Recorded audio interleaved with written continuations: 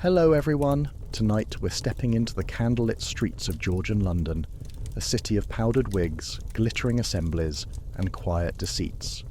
Our story tonight is about how ordinary people manage to pass themselves off as nobles, slipping through the cracks of society with charm, wit, and an impeccable wardrobe. Before we begin today's video, I could really use your help. We've noticed the channel's reach has dipped a little, and one of the best ways you can support us is by subscribing. It's quick, completely free, and it helps us carry on bringing you new and fascinating stories. Your support truly means the world to us, and together we can keep this channel growing. Thank you ever so much. Now, let's get on with today's story. And please, write in the comments where you're watching from and what time it is for you.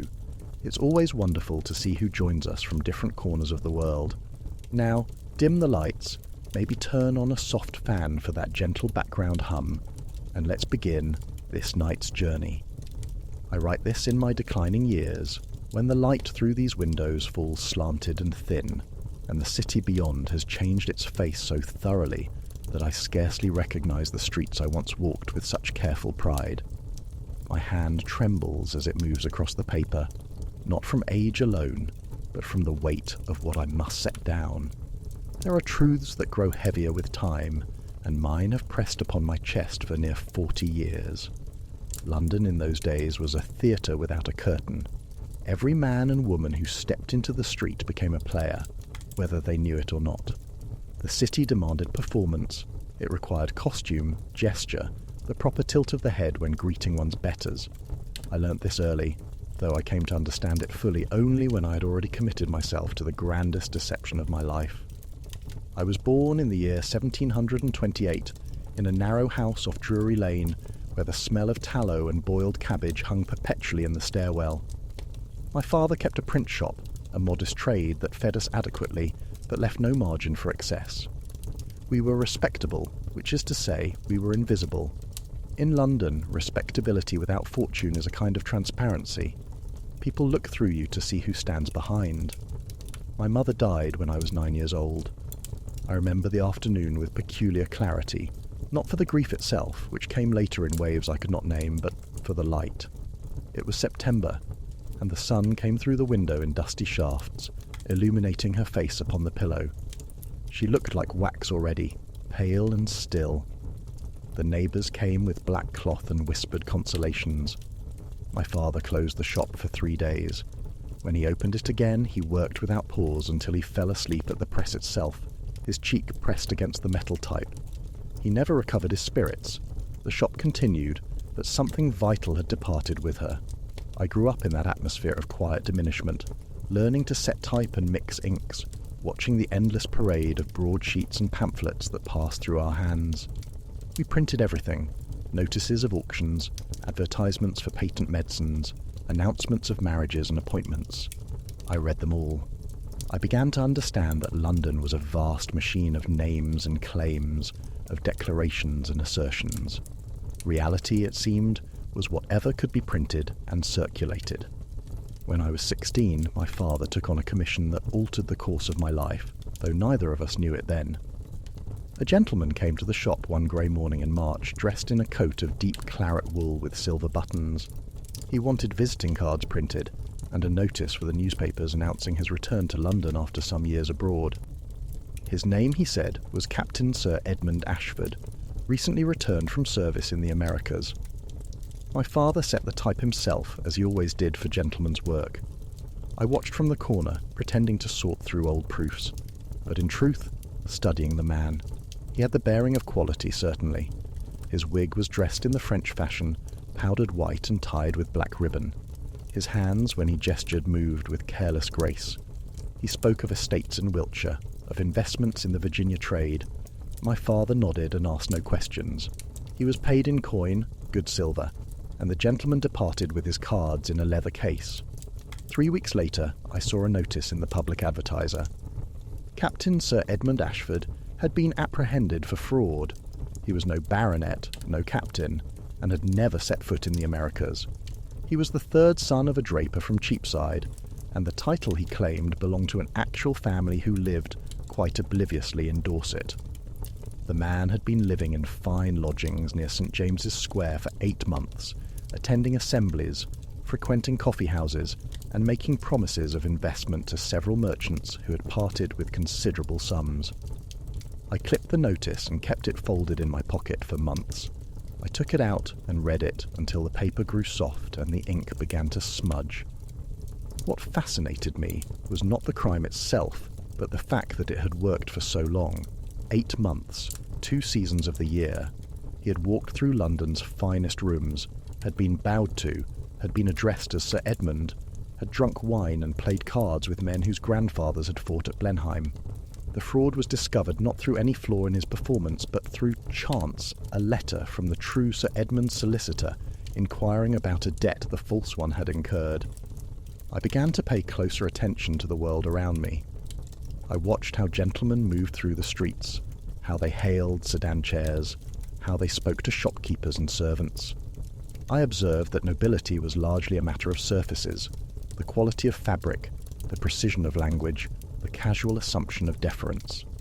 Beneath the powdered wigs and embroidered waistcoats, I suspected, were men not so different from my father or myself. But they had been born into a world that taught them these surfaces were their birthright, and so they wore them without thought, without effort. I was not born into that world, but I began to wonder if I might enter it nonetheless. My father's health failed in the spring of 1747. His cough, which had troubled him for years, deepened into something more sinister. By summer, he could no longer work the press. I took over the shop, though I was barely 19 and had neither his skill nor his patience. The work came in more slowly. Customers sensed the change. By autumn, my father remained in bed above the shop, and I sat below among the cases of type, calculating how long our savings would last. He departed that winter on a January morning when frost covered the windows in elaborate ferns. I held his hand as his breath grew shallow and finally ceased. The silence afterwards was immense. I sat beside him for an hour, watching the morning light strengthen and fade before I went to fetch the neighbours. I sold the shop 3 months later. It fetched less than I had hoped, but enough to pay the debts and leave me with a small sum, perhaps £60.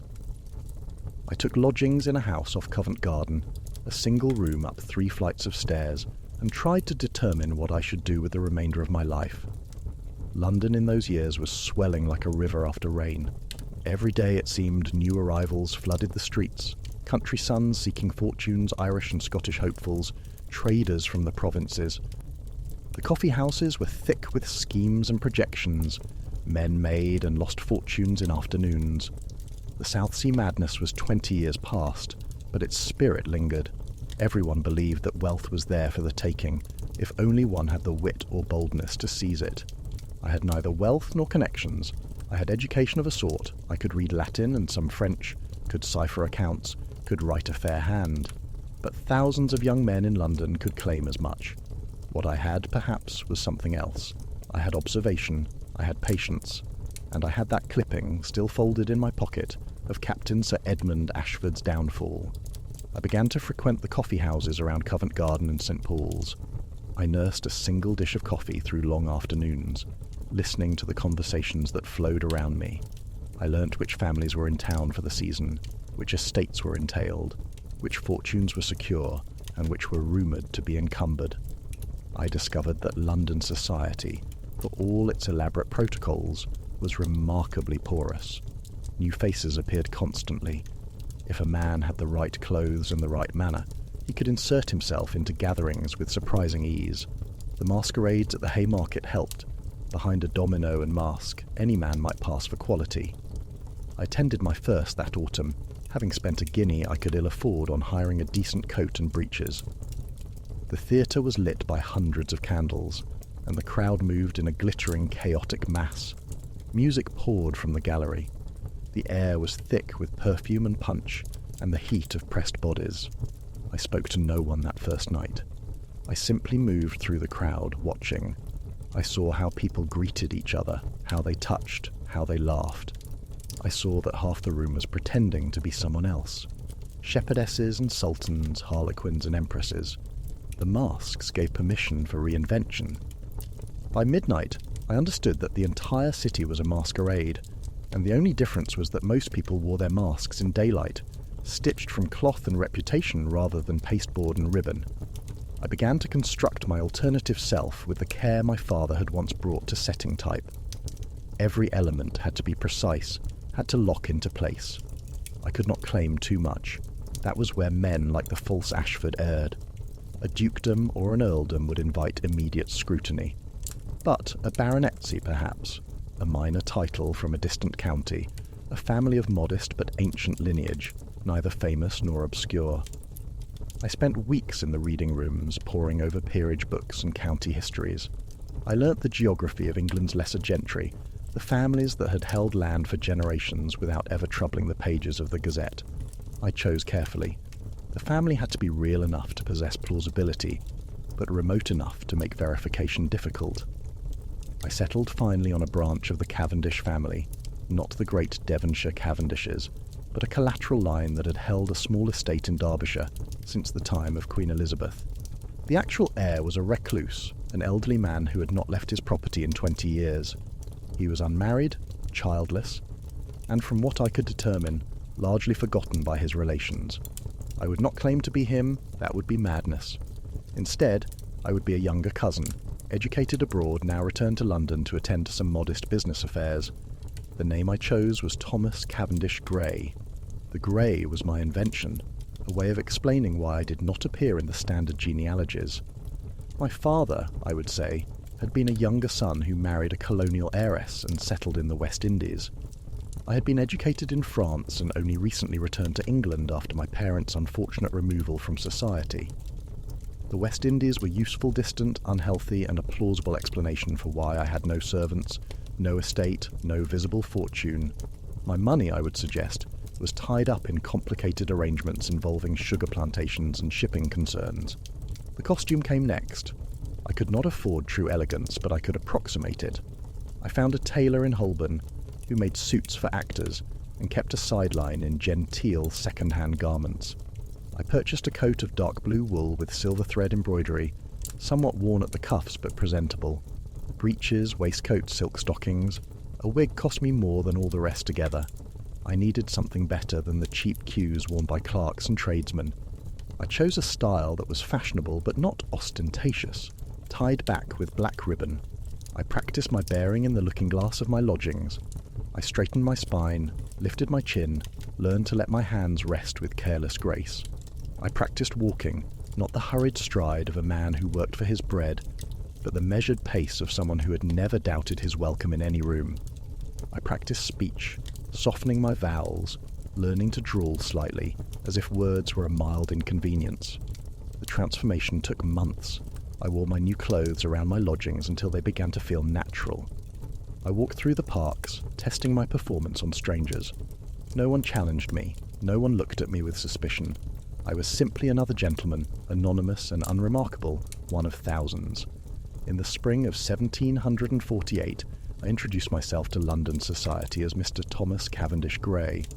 I began modestly. I took a subscription at a coffee house near St. James's Street, one frequented by gentlemen of the middling sort, younger sons, officers on half pay, men of decent family but limited fortune. I played cards, but never for high stakes. I attended the theatre, sitting in the boxes but not the most expensive ones. I walked in the parks during the fashionable hours, nodding to acquaintances, building a network of faces who would nod back. The key, I discovered, was consistency. I had to be seen regularly, but not too frequently. I had to be pleasant, but not eager. I had to suggest, through 100 small signals, that I was a man of some substance who was simply taking his time deciding how to proceed in the world.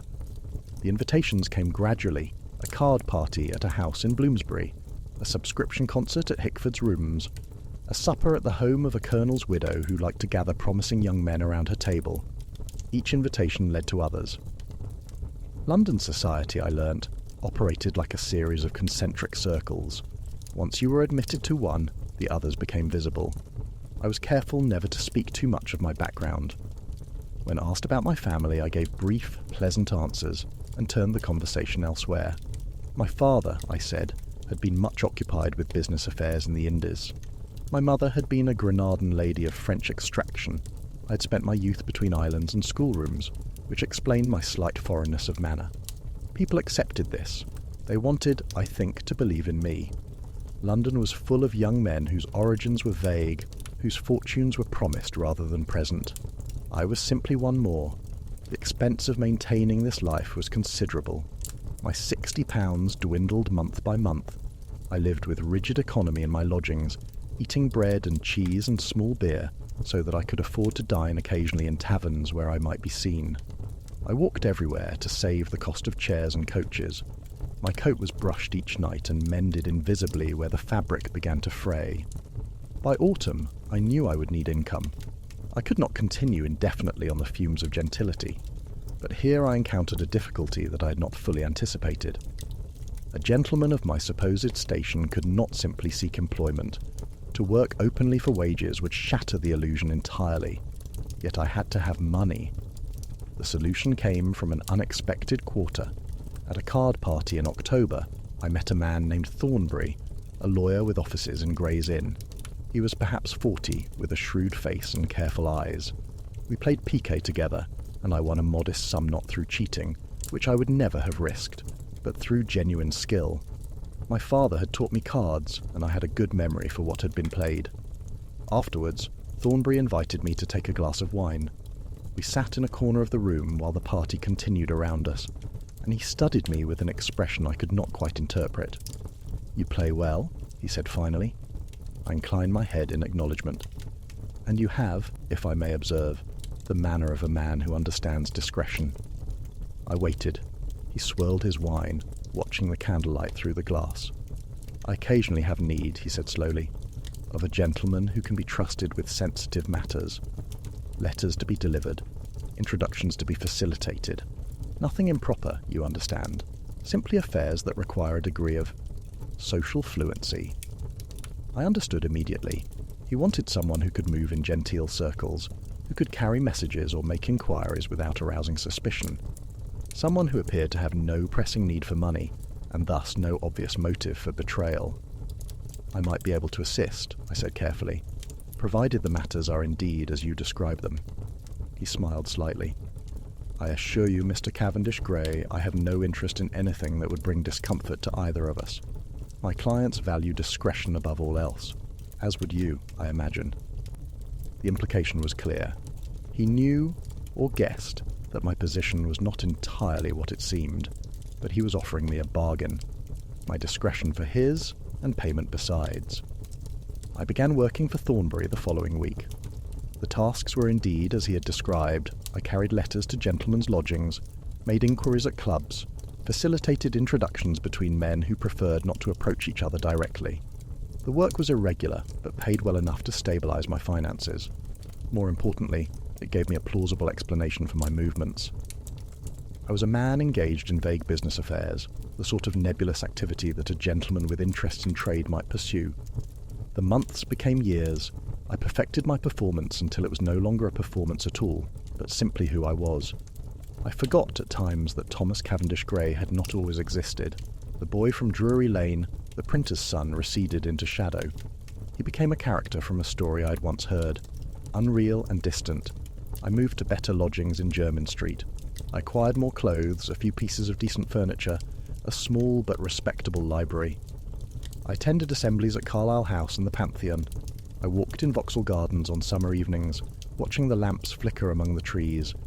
I went to the opera at the King's Theatre and pretended to care about the quality of the singers. I existed for those years in a state of permanent alertness. Every conversation was a negotiation. Every social encounter required calculation. I monitored my speech, my gestures, my expenditures. I cultivated useful friendships and avoided situations where my background might be too closely examined. I never spoke of my supposed family's estate. I never invited anyone to visit properties that did not exist. When asked direct questions, I developed a talent for answers that seemed forthcoming, but revealed nothing. The strain was considerable, though I would not have admitted it then. I slept poorly. I startled at unexpected sounds. When I encountered other young men from Derbyshire, I made excuses to leave quickly. I lived in constant low-grade fear of exposure, of the moment when someone would lean forward across a table and say, "But surely you must know the Cavendishes of Hardwicke. They're your cousins, are they not?" That moment never came. London was too large, too chaotic, too self-absorbed. No one investigated too thoroughly. Society wanted to believe in its own permeability, in the possibility that merit and manner could elevate a man. My fraud succeeded because it confirmed what people already wished to think. In 1752, I met Eleanor Finch at a subscription ball in Soho Square. She was the daughter of a merchant who had made his fortune in the Levant trade. Her father was dead, and she lived with an elderly aunt in a house near Red Lion Square. She had a modest competence, perhaps £200 per annum, and no immediate prospects of marriage. She was 24, which was considered quite old for an unmarried woman. She had a face that was pleasant rather than beautiful, and a manner that was quiet and observant. We danced twice that evening. She spoke little, but what she said was intelligent. Between figures I noticed that she watched the room with the same careful attention I gave it. When the music ended, I escorted her back to her aunt, and she looked at me with an expression I recognised. She was wondering, I thought, whether I was what I claimed to be.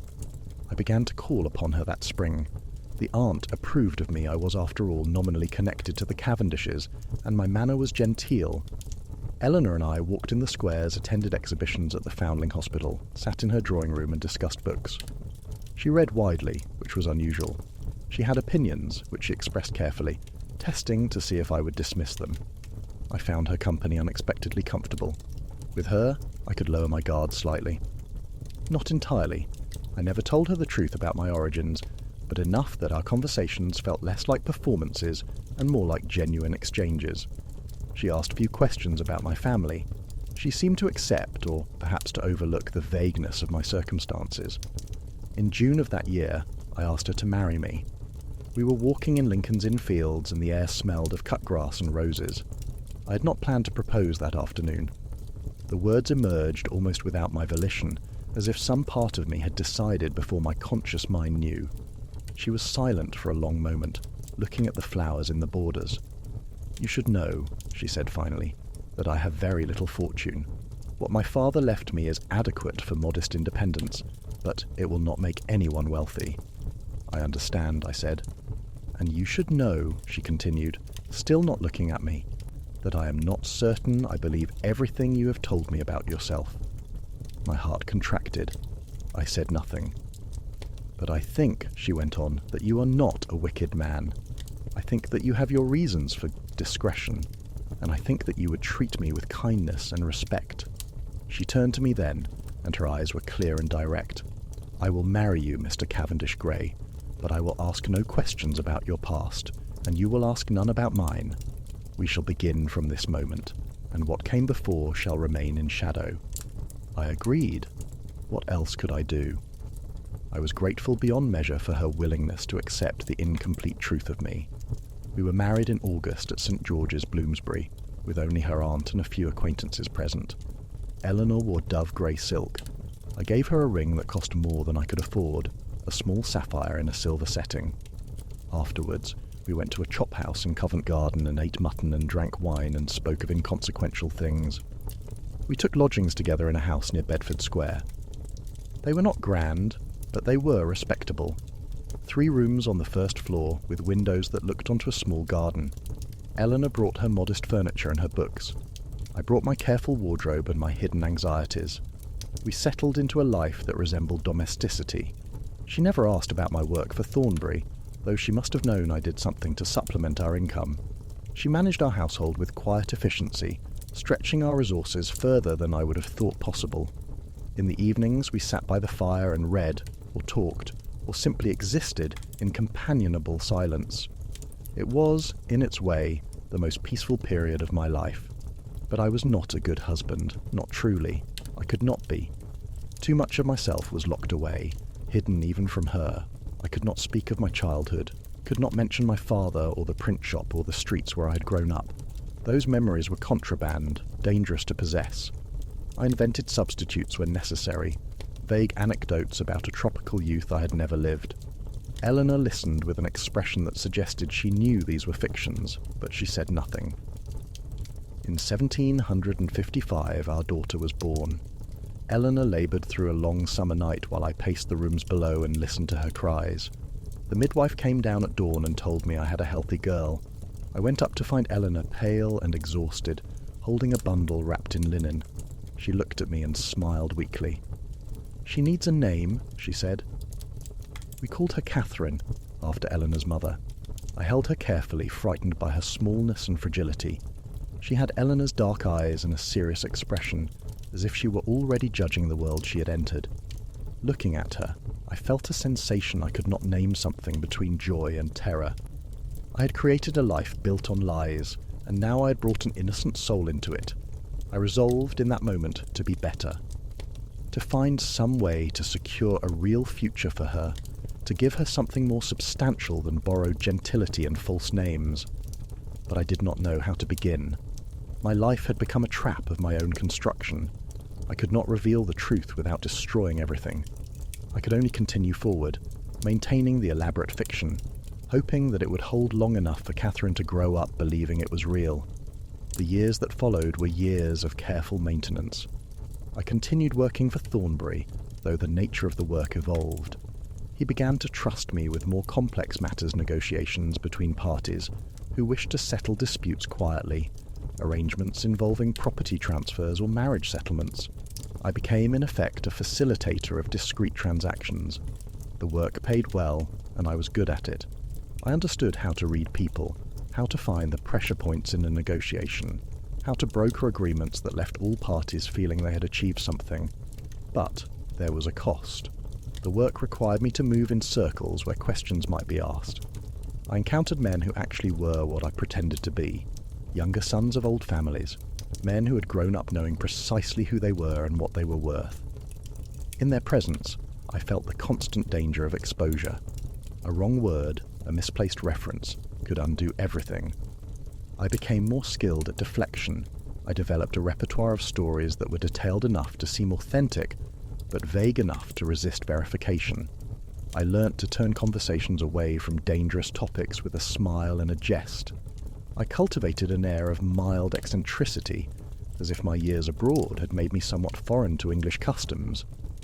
People forgave much in a man who had lived in the Indies. Catherine grew. She was a quiet child, thoughtful and observant like her mother. Eleanor taught her to read, and she devoured books with an appetite that delighted and worried me. Books led to questions, and questions led to dangerous territory, but she seemed content to accept the outlines of our life without probing too deeply. She knew her father was a gentleman of modest means, connected to a distinguished family, engaged in business affairs that were never quite specified. This was enough for a child. In 1762, Thornbury died suddenly of an apoplexy. I learnt of it from a clerk who came to my lodgings, red-eyed and uncertain. The loss was both personal and practical. Thornbury had been in his way my patron and protector. He had known my secret, or guessed it, and had chosen to employ me nonetheless. His death left me adrift. His practice passed to a younger partner, a man named Harrow, who had none of Thornbury's subtlety or discretion. Harrow reviewed the books, examined the arrangements, and summoned me to his office in Gray's Inn one cold morning in November.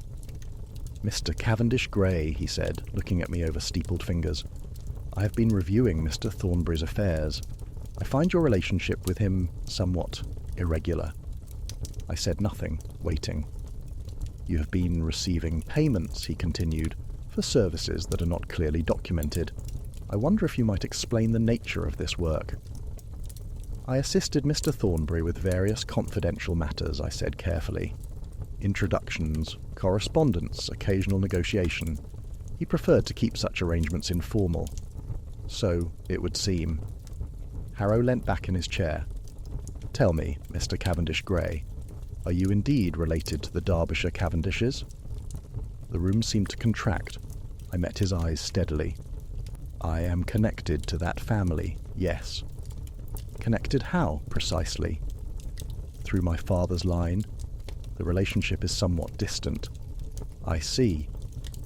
He drummed his fingers on the desk. "I have made certain inquiries, Mr. Cavendish Gray. The Cavendishes are not a large family. And yet no one I have spoken to seems to recall any mention of a Thomas Cavendish Gray." My mouth was dry. I forced myself to speak calmly. As I said, the connection is distant. My father spent most of his life abroad. I would not expect the family to be intimately familiar with his affairs. How convenient, Harrow leant forward. Let me be plain, sir. I believe you are a fraud. I believe you have been extracting money from Mr. Thornbury under false pretences. I am considering whether to refer the matter to a magistrate. The word magistrate hung in the air between us. I thought of the false Sir Edmund Ashford arrested and exposed. I thought of Eleanor and Catherine.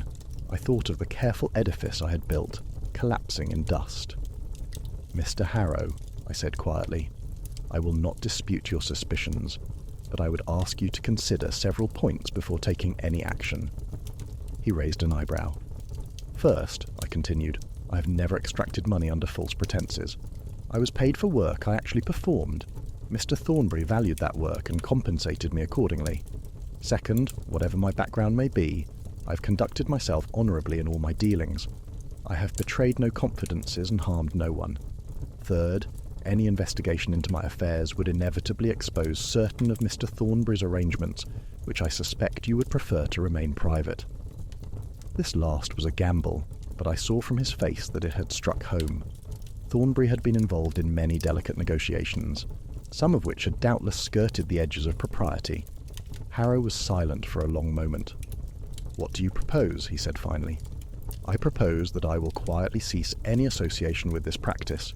You will make no inquiries into my affairs, and I will make no disclosures about Mr. Thornbury's. We will part as gentlemen with no further contact." He considered this.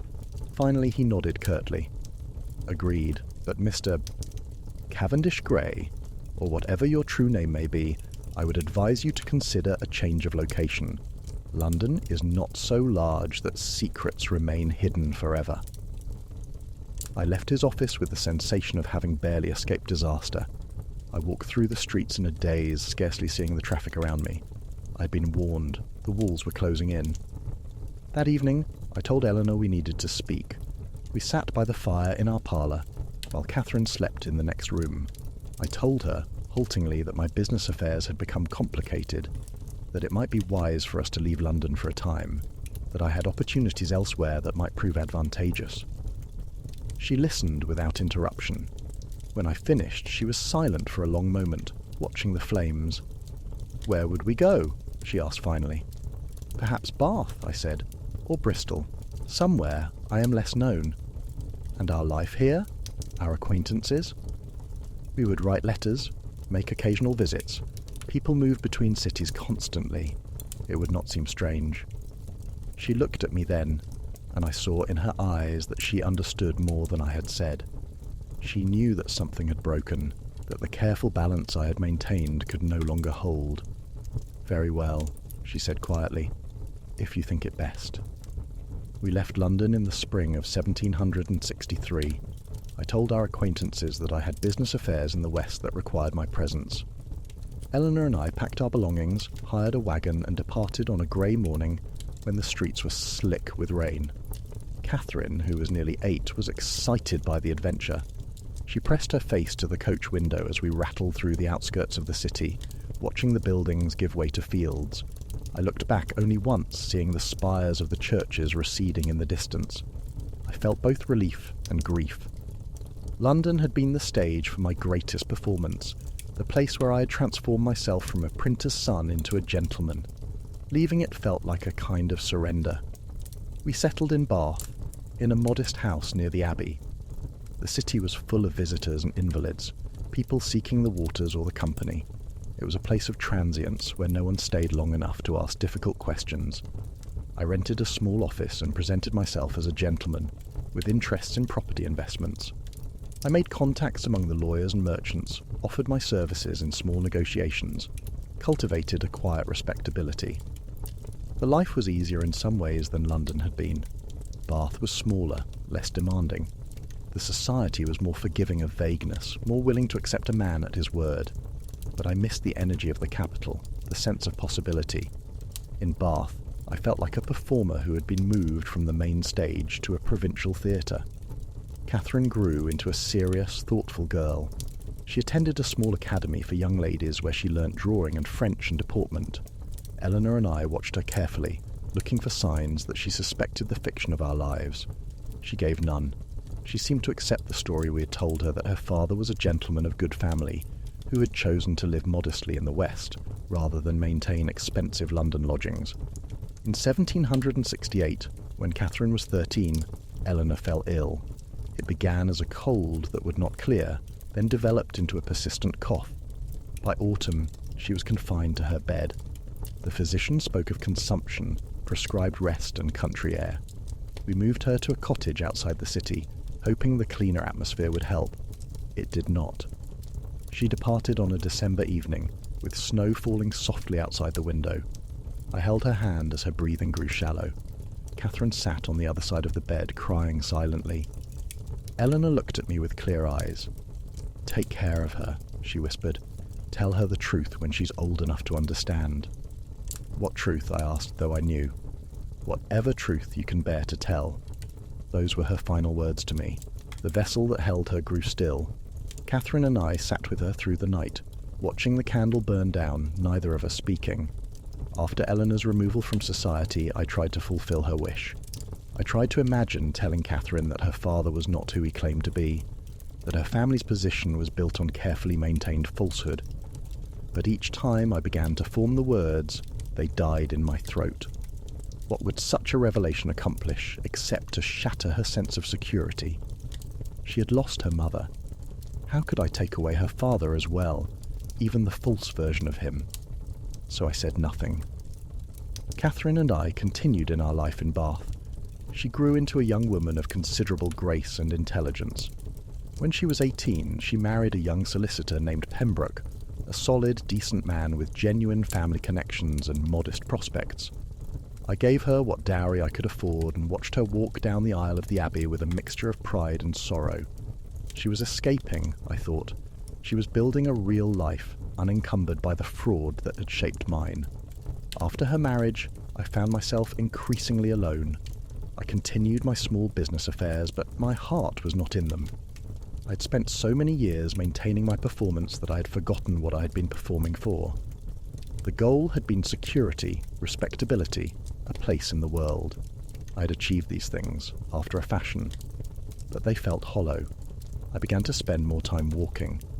I would leave my lodgings in the morning and wander through the streets of Bath, watching the visitors promenade near the pump room, listening to the musicians who played beneath the colonnades. The city was full of people engaged in the same careful performance I had once mastered, presenting themselves, adjusting their appearances, measuring their worth against others. I saw myself reflected in them, and the sight brought no comfort. In 1779, I received word that the elderly recluse in Derbyshire, the actual Cavendish whose distant connection I had claimed, had finally drawn his last breath. His estate passed to a nephew I had never heard of, a man who lived in Yorkshire.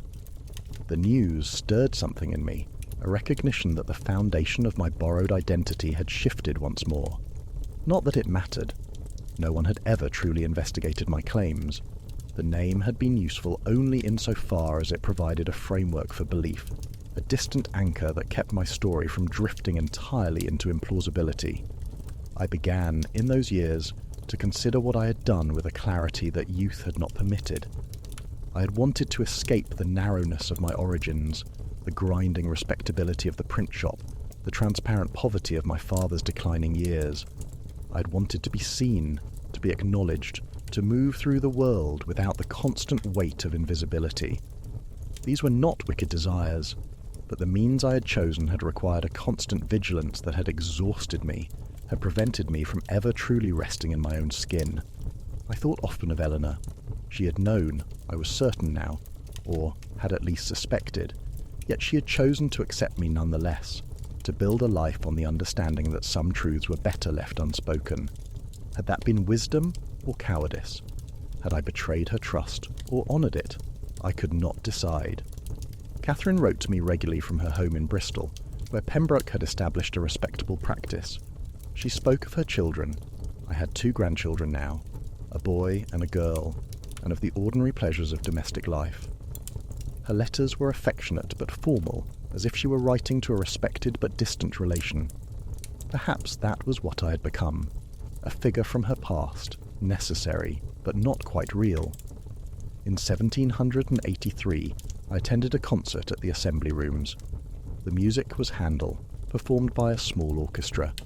I sat in the back, surrounded by the cream of Bath society elderly dowagers with painted faces, gouty gentlemen in old-fashioned wigs, young people dressed in the latest modes.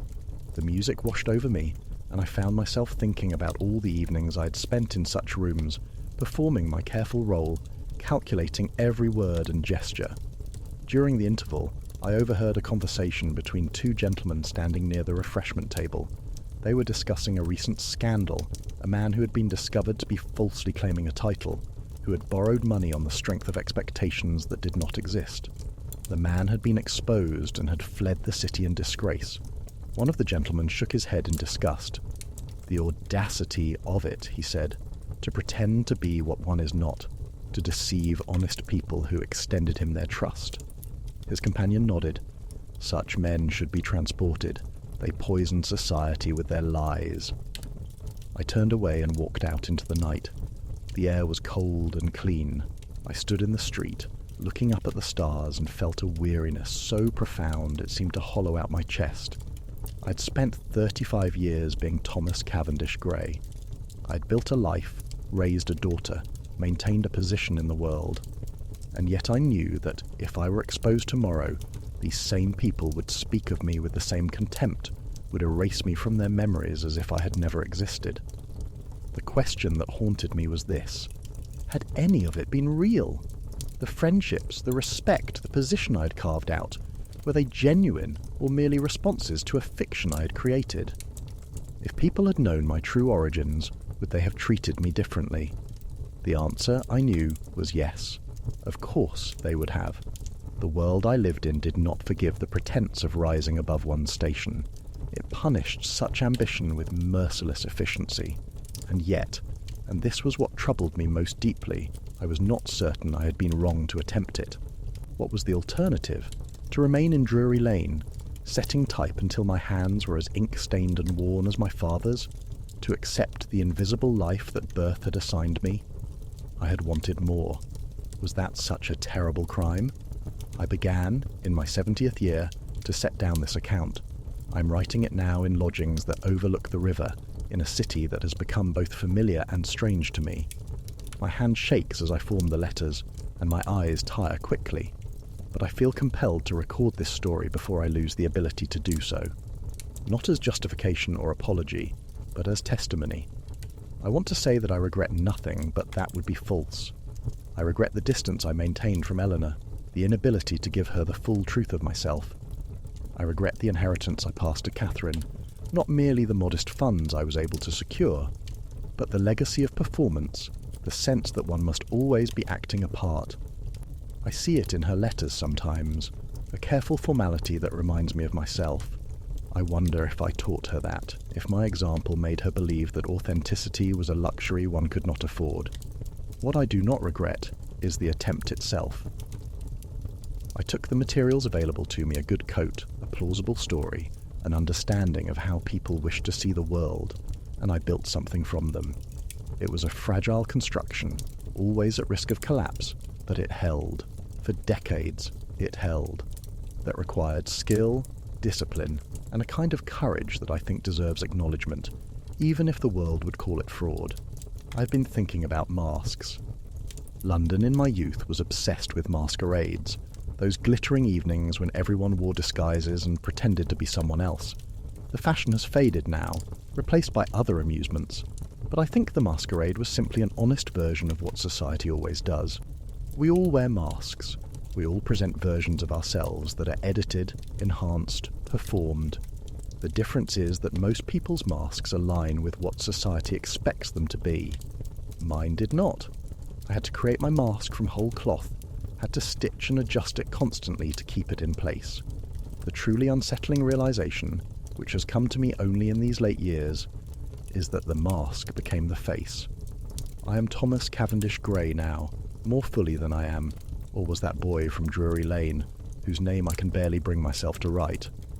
The performance lasted so long that it transformed the performer. I am not certain there is anything beneath the mask anymore. any authentic self that predates the construction. Perhaps there never was. Perhaps we are all assembled from borrowed pieces, and the only difference is that some of us acknowledge the borrowing. I walked yesterday through the streets where I grew up, though they have changed almost beyond recognition. The print shop is gone, replaced by a haberdasher's. The house where I was born has been torn down, rebuilt as part of a larger structure. Nothing remains of my childhood except the memory, and even that has grown thin and uncertain. Did my father truly look the way I remember? Was my mother's voice really so soft? I cannot be sure. Memory is another kind of forgery, I think. We revise the past constantly, adjusting it to suit present needs. I have written letters to Catherine, drafts that I have never sent, attempting to explain what I've done and why. Each attempt feels inadequate. How can I make her understand the particular desperation of being young and poor and invisible in a city that offered everything to those with the right names and nothing to those without? How can I explain that the fraud was not simply about money or status, but about the fundamental desire to be seen, to matter, to exist in the world as something more than a shadow? In the end, I burn the letters. She has her own life now, her own children, her own carefully maintained position. What purpose would it serve to burden her with my confession? Better to let her believe in the father she knew, the gentleman of modest means and vague background. That version of me is as true as any other, perhaps truer, because it is the one that shaped her world. I have been reading the newspapers, as I have done all my life. The advertisements fascinate me still. The endless parade of claims and promises, of titles for sale and positions available. I see that the world has not changed so much as I thought it might. People still trade in appearances, still build fortunes on reputation, still rise and fall based on belief rather than substance. The mechanisms have grown more sophisticated, the documents more difficult to forge, but the essential game remains the same. Last week I saw an advertisement for a coat of arms design service. For a fee, the establishment will research your family history and create a heraldic device appropriate to your station. The language is careful, full of qualifications and disclaimers, but the promise is clear. Nobility can be purchased, or at least its appearance can. I laughed when I read it, though the laughter had a bitter edge. In my youth, I had to invent these things myself, carefully studying the patterns and conventions, teaching myself the language of heraldry. Now, one can simply buy it, as easily as ordering a new coat. I wonder sometimes about the others like me, the men and women who have constructed identities from necessity or ambition. How many are there, moving through society with their carefully maintained stories, their plausible backgrounds, their constant vigilance? More than society would care to admit, I suspect. We are the ghosts in the machinery of class, proof that the boundaries are more porous than anyone wishes to acknowledge. The weather has turned cold. Autumn is settling over Bath, and the visitors are departing for London or their country estates. The city grows quiet. I find I prefer it this way, emptied of the constant performance of the season. I can walk the streets without encountering acquaintances, can sit in coffee houses without the need for careful conversation. It is a relief, this solitude. It allows me to be, briefly, no one in particular. I've made arrangements for after my final silence. My small estate, such as it is, will pass to Catherine. The documents are in order, executed by Pembroke himself, who knows me only as the grandfather of his children, the respectable gentleman from Derbyshire. There will be no scandal, no revelation. Thomas Cavendish Gray will be laid to rest in the Abbey churchyard, and that will be the end of him. But before that end comes, I wanted to set down this account. Not for publication, I am not so foolish as to risk Catherine's reputation with my confession, but perhaps for some future reader who might find these pages and understand that the world is more complicated than it appears, that identity is more fluid than society wishes to believe, that the line between authenticity and performance is thinner than anyone cares to admit. I have lived two lives, or perhaps I have lived one life under two names. I cannot decide which is the truer description. The boy from Drury Lane existed, worked in his father's shop, buried his parents, sold the business. But did he continue to exist after I put on the blue coat and the powdered wig? Or did he dissolve, transform into something else entirely? There is a mirror in my lodgings, an old piece with spots on the silvering. I look into it sometimes and try to see past the aged face, past the lines and the grey hair, back to that young man who stood before a different mirror and practiced his bearing. I cannot find him. He is gone, replaced by this person I have become, this accumulated self, built from decisions and performances and years of maintaining the fiction. The most difficult truth is this: I'm not certain I was ever anything but a performance. Even as a child, even in the print shop, I was playing a role, the dutiful son, the apprentice printer, the respectable tradesman's boy. We are always performing, always adjusting ourselves to meet expectations. The difference is that some performances are sanctioned and others are not. Mine was not. That is my crime, if crime it was. I think about the concept of nobility often now, turning it over in my mind like a puzzle. What does it mean to be noble? Is it a matter of birth, of ancient lineage stretching back through centuries? Or is it a quality of character, something that can be cultivated and earned?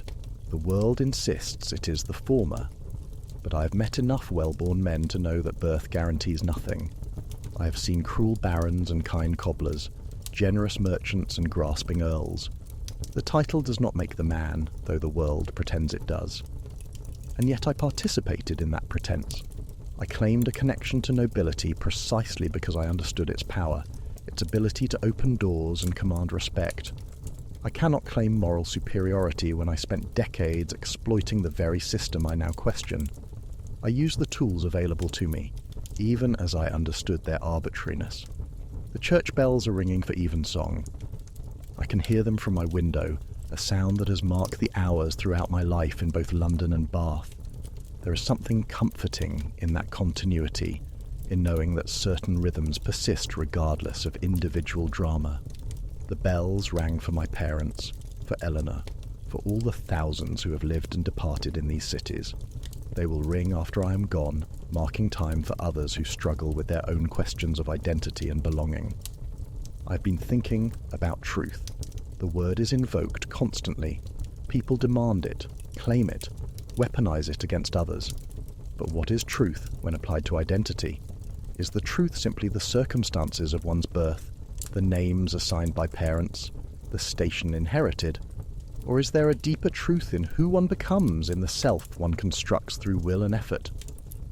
I was born into a particular set of circumstances. That is true. But I was not content to remain bound by them. I looked at the world and saw that identity was negotiable, that one could become something other than what birth decreed. I acted on that understanding. The identity I created was false by the world's measure, but it felt more true to me than the one I inherited. Does that make me a liar, or a visionary, a fraud, or a pioneer? I suspect the answer depends on who is judging, and when. History is written by those with the leisure to record it, which usually means those who have never had to question their position in the world. They can afford to condemn people like me, because they have never experienced the suffocation of being trapped in a station that feels fundamentally wrong, fundamentally unjust. The light is fading now. I must light more candles if I am to continue writing. My supply runs low, and I must be economical. Even now, after all these years, I count my pennies, measure my expenditures. The habit of frugality learned in youth never entirely departs. I may present as a gentleman, but part of me remains the printer's son, conscious of every shilling, aware of how quickly security can evaporate. I remember a conversation I had once with Eleanor, perhaps a year before she fell ill. We were sitting in the garden behind our house, watching the sun set over the hills. Catherine was visiting a friend, and we were alone. Eleanor turned to me suddenly and said, "Do you ever regret it?" I knew what she meant, though we had never spoken of it directly. "Every day," I said, "and never. Both at once." She nodded, as if that made perfect sense. Perhaps it did. Regret is not a simple emotion. One can regret the cost of a decision while still believing the decision was necessary. One can wish things had been different while acknowledging that no other path was available. "I think," she said slowly, "that you have been braver than you realize, or perhaps more foolish. The two are difficult to distinguish. Which do you believe it is? I asked. She smiled.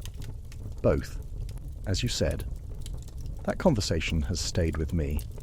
Eleanor understood, I think, better than I did myself, the complexity of what I had attempted.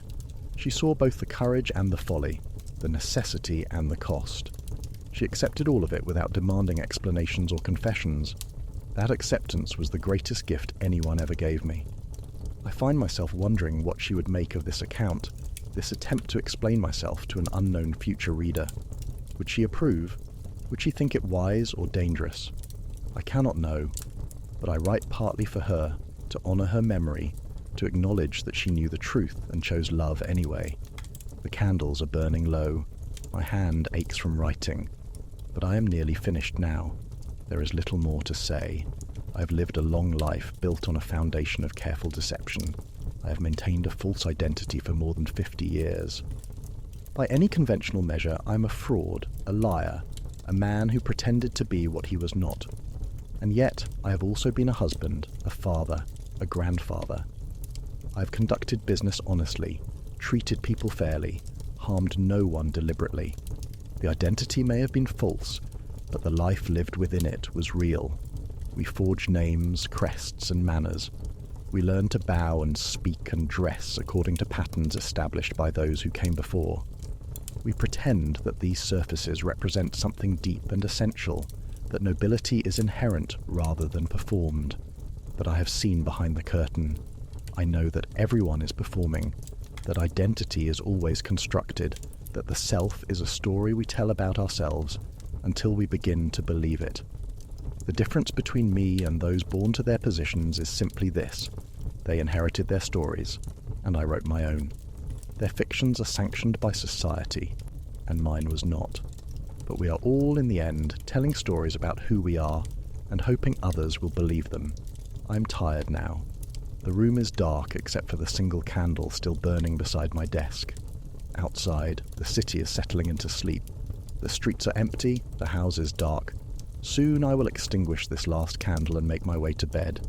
Tomorrow I will wake, if I wake, to another day of maintaining the performance, of being Thomas Cavendish Gray, gentleman of Derbyshire, late of London, now resident in Bath.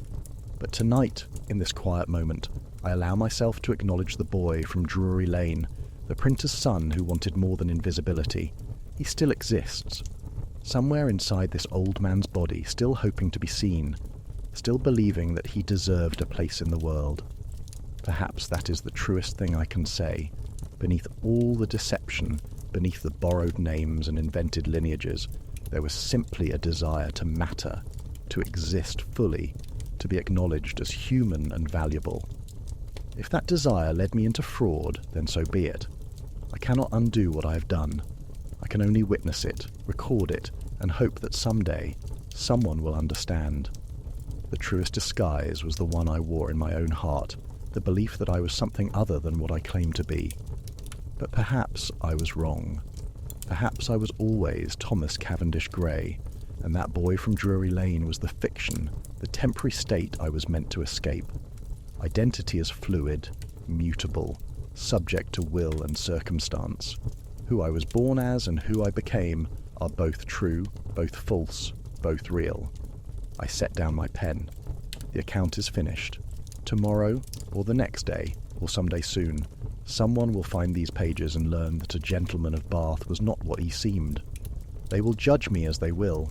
I cannot control that. I can only hope that they will see not just the fraud, but the human hunger that drove it, the universal desire to transcend the arbitrary limitations of birth and circumstance. The candle gutters, the wax pools at its base. In a moment the light will fail, and I will sit in darkness. But for now, for this brief moment, I can see the words I have written, the testimony I leave behind. It will have to be enough. We are all wearing masks. Some of us simply admit it. The flame flickers and goes dark.